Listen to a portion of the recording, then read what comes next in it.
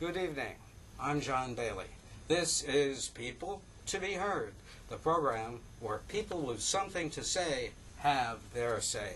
I'm John Bailey, and I am with Mara Moaz, a senior at the George Washington University, and Yesenia Gonzalez, also a senior. And they are here in the area on behalf of the Jackie and Rachel Robinson Society at George Washington University, which is advised by Dr. Richard Zamoth, my guest on my left, who helps the group. And they are here in the Westchester area this week to address two organizations in the area on Jackie Robinson's legacy. And why don't we find out exactly what you talked to the folks at the Keough Academy today?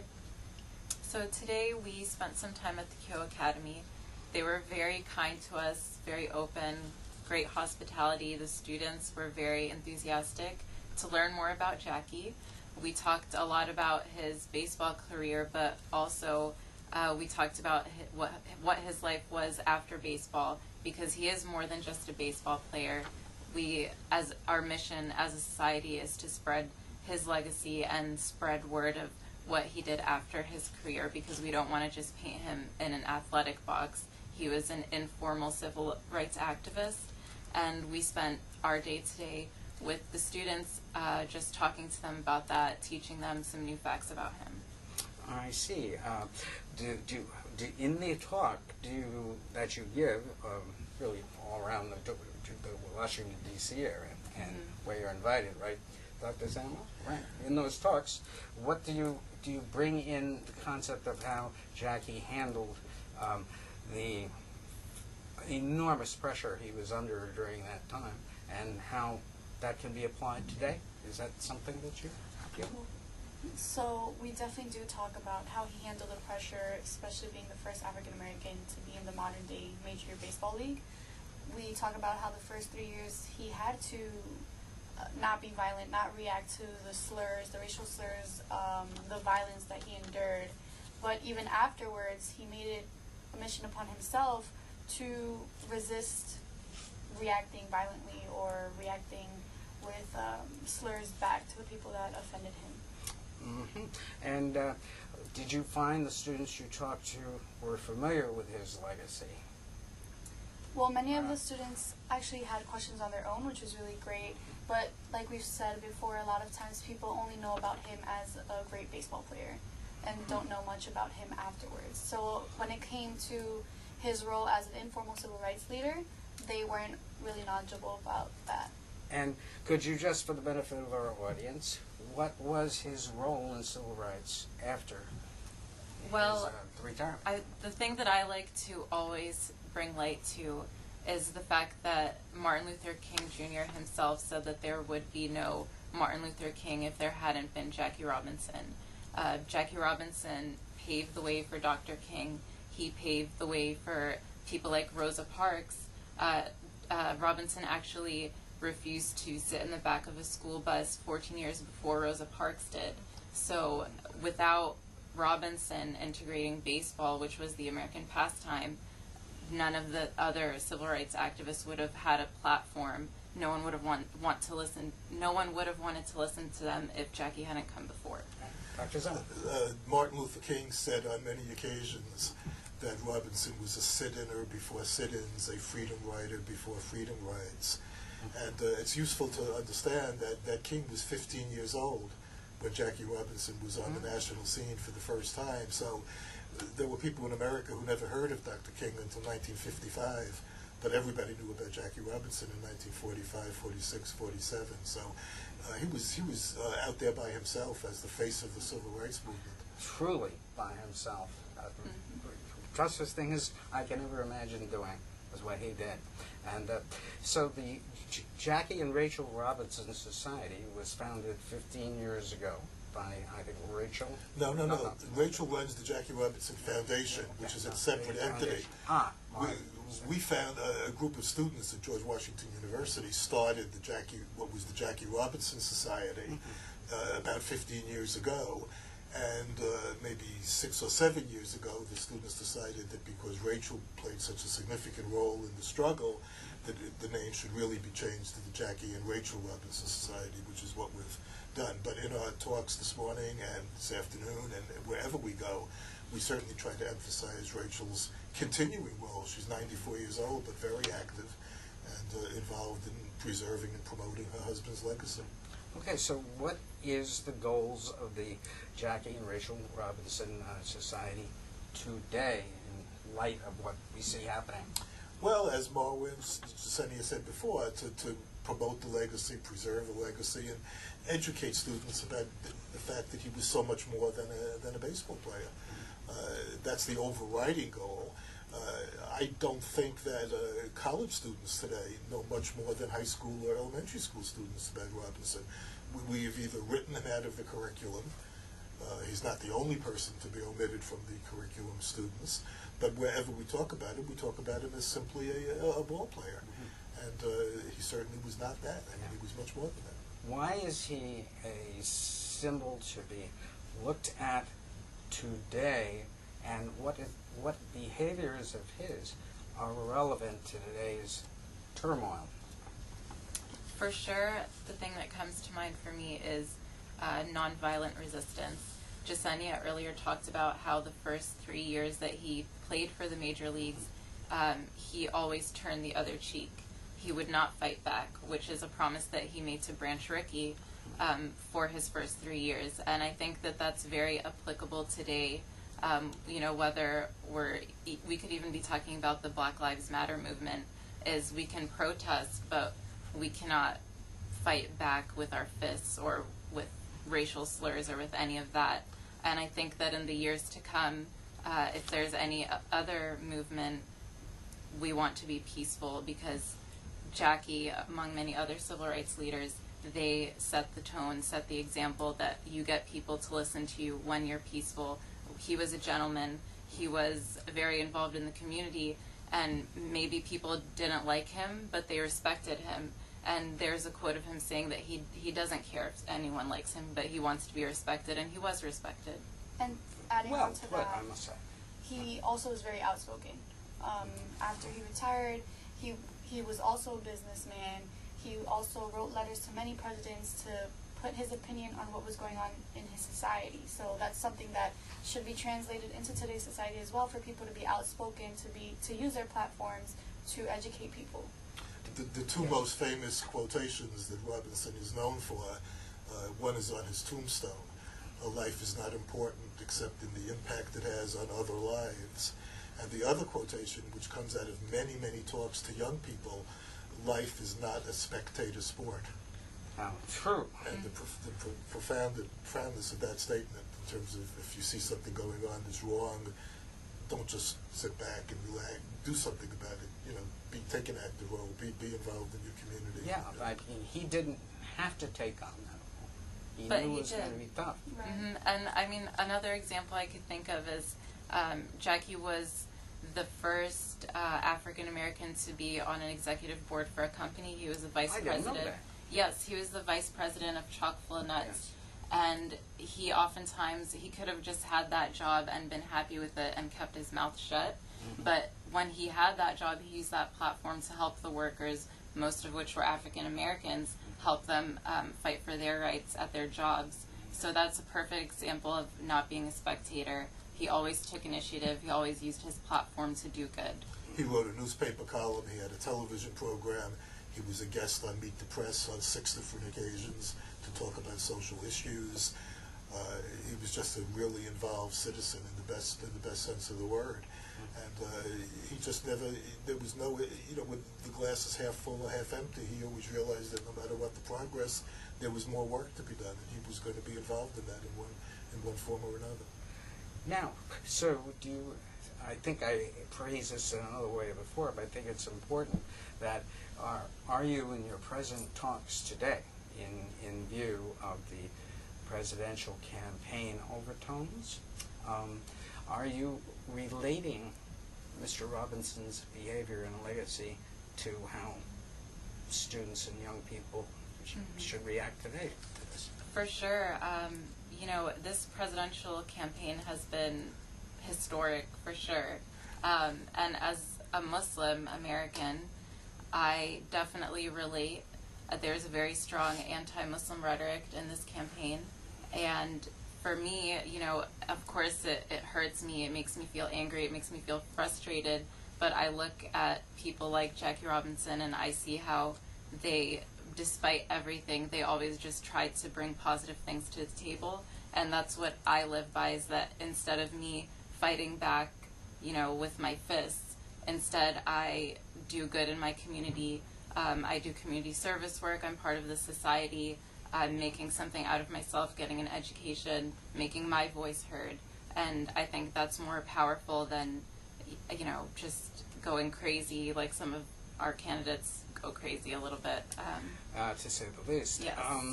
So you are both seniors at George Washington University, Yesenia Gonzalez and Mara Mawaz, in the red. And how do you go about campus in your daily campus lives in this type of atmosphere? I guess I'd say personally I take it as a time to educate, right? I am Latina, I'm Colombian. Heritage, my parents are both Colombian.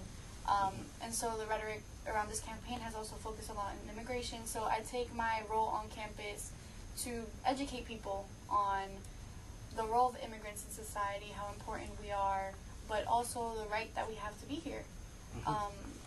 Many people are receptive and many times other people aren't, but it's as long as you're speaking out against things and like following by example of Jackie Robinson, just being outspoken and proactive on educating people. Robinson's relevance today is not just in the African American community. It has to do with minorities in almost any situation, whether it be physical disability, sexual orientation, male, female, or whatever. I mean, he really has a story to be told that impacts that area. The Jackie Robinson Foundation that Rachel Robinson is in charge of, their slogan is "Education is our pitch." And they've got about a 94% graduation rate among the seniors the students that they provide mentoring and scholarships to. And they just carry his mission forward. That was always very, very important to him. And although he was very, very outspoken, never hesitating to say his point of view, he always did it, as was said before, in a very professional, courteous demeanor. Articulate. And articulate. Yes, absolutely. the best thing you could do is keep your head up high, because Latinos belong here, people with disabilities belong here, women belong here, Muslims belong here. African Americans in the 1940s and 50s, they belonged in the society. And the best thing you could do is to just show people your true colors and, you know, make people respect you. Robinson's international influence is one of the things that is least known about him. Nelson Mandela, for example, said on many occasions that he followed Jackie Robinson very, very closely.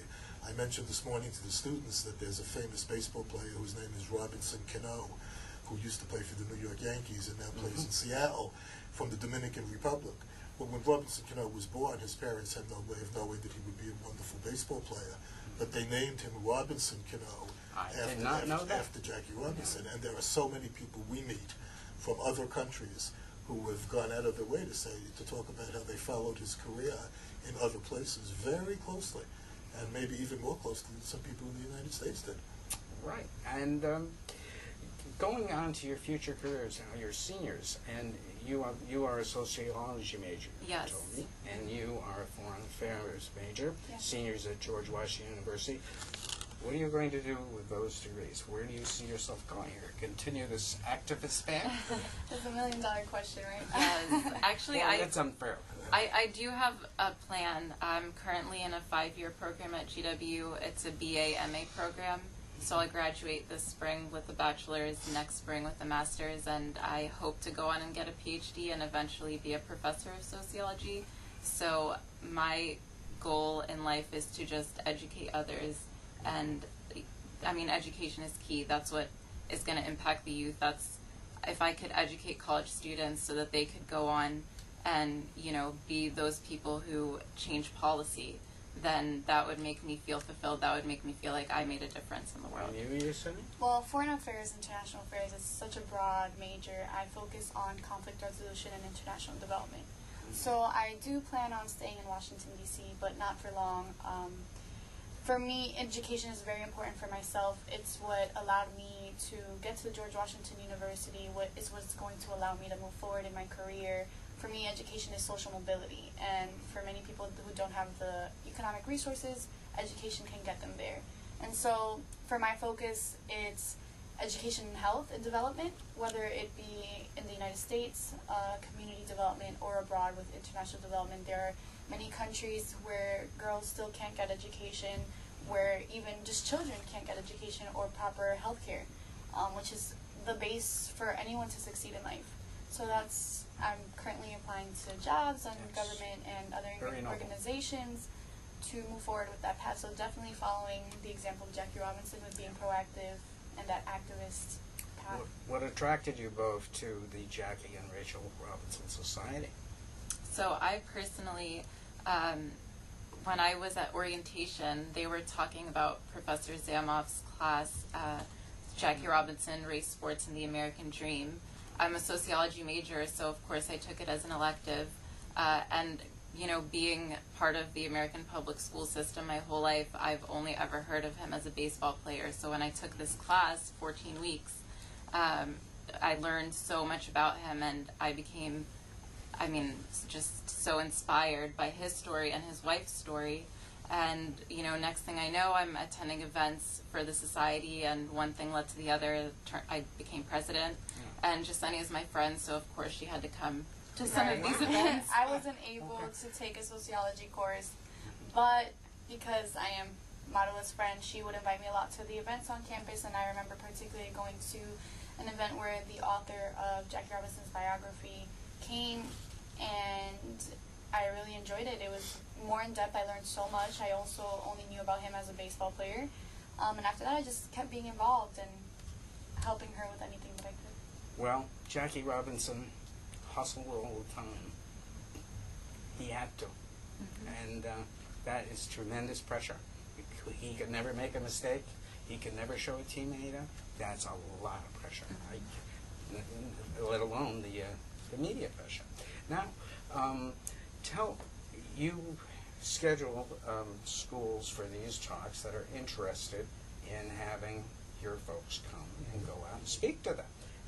How do they get in touch with the Jackie and Rachel Robinson Society at GW? We're a group of people who have limited resources, but very interested in working with schools who are truly interested in working with us. All they have to do is get in touch with the Jackie and Rachel Robinson Society or the Jackie Robinson Project at the Sociology Department of George Washington University. Area code 202-994-6345. Again. 202-994-6345.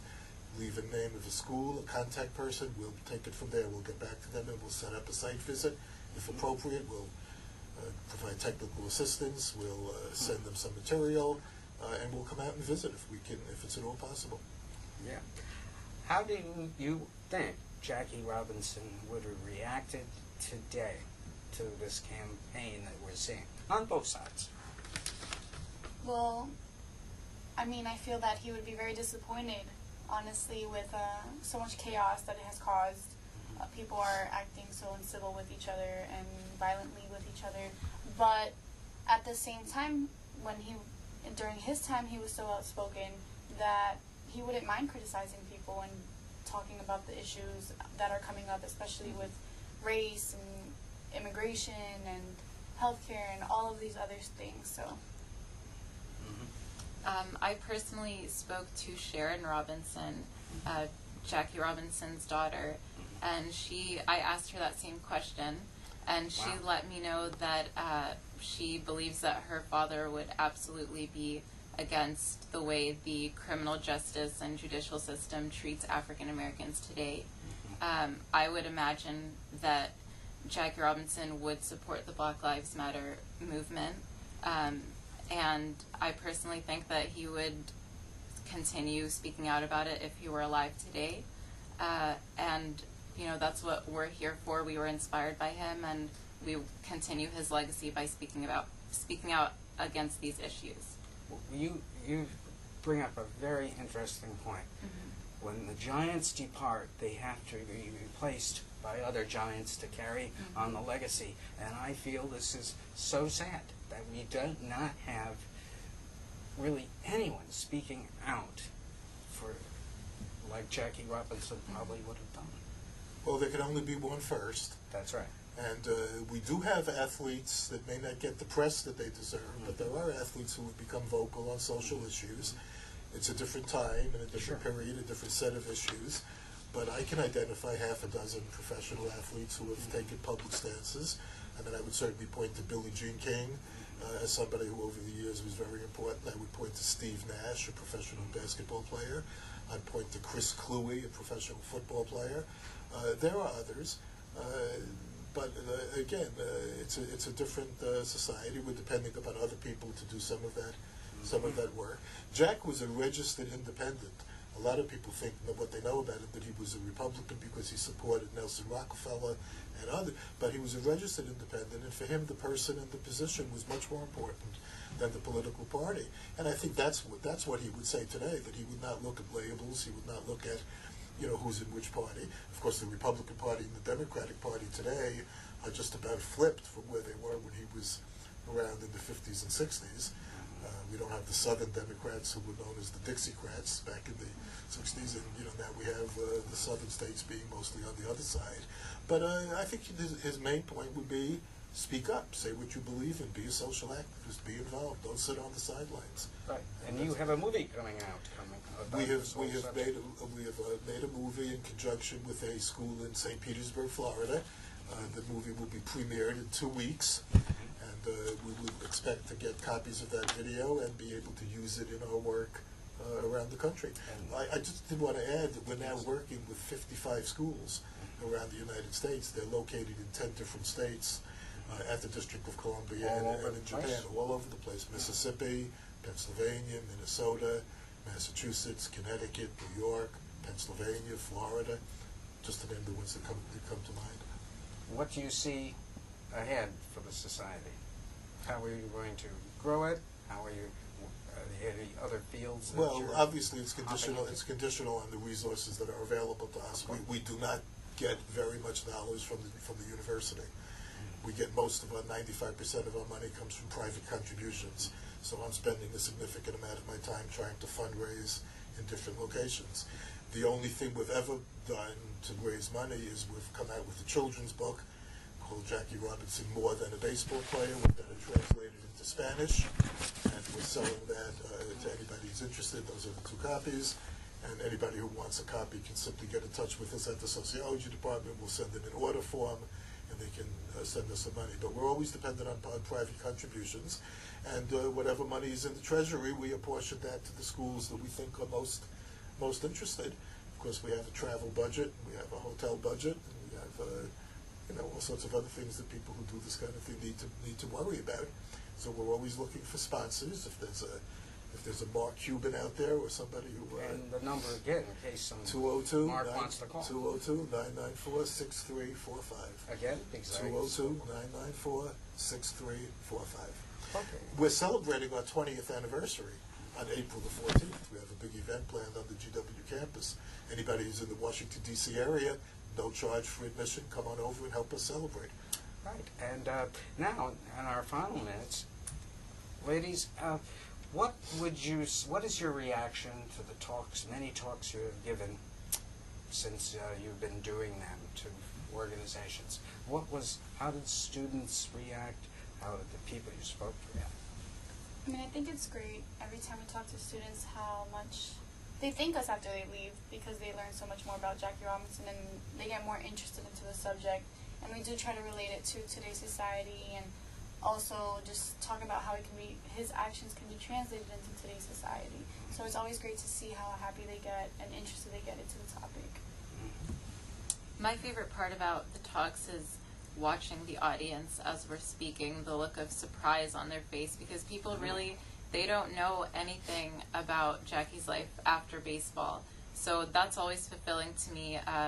Hearing them say thank you, or even a few days later, I check the email for our society, and someone writes an email saying thank you so much. We had no idea about these things, and we really appreciate you coming. It makes me feel like our society did something for even one person, because if we affect even one person and they could go on and speak about Jackie, or if they become an educator and teach their students about it, then that makes all the difference in the world, and that's the whole purpose of our educational initiative. While Jasenia and Marwa are looking at the faces of the students who are registering surprise and appreciation, I'm looking at the faces of the teachers in the room who are also registering surprise and appreciation. Really? And they were not taught any more than their students. And you can't teach what you've not been taught. So I think one of our main missions is educating some of the teachers about it and hoping that they will make the story part of their curriculum, and that they will teach their future students about it. That's the real name of the game. We don't have the resources to come back to the same school over and over and over again. So the hope is that the teachers who learn about it will institutionalize what we've done and carry it forward with their students. And if a teacher is really interested in bringing your number again. 202-994-6345. Operators are standing by. We'll be happy to work with anybody in any way that we can. All right.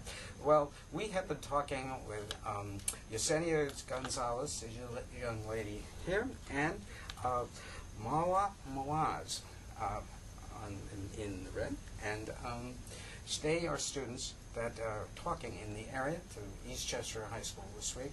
And today they spoke with to the KIO, right, at Manhattanville. And they've been sharing their thoughts on what they have learned and Jackie Robinson's legacy. And also Richard Samoth, who is the advisor of the society, and he is also a professor at the George Washington University. So thank you very much for joining us. You're very welcome. And you have been heard. Thank you. Thank you. John Bailey, good night for People to Be Heard.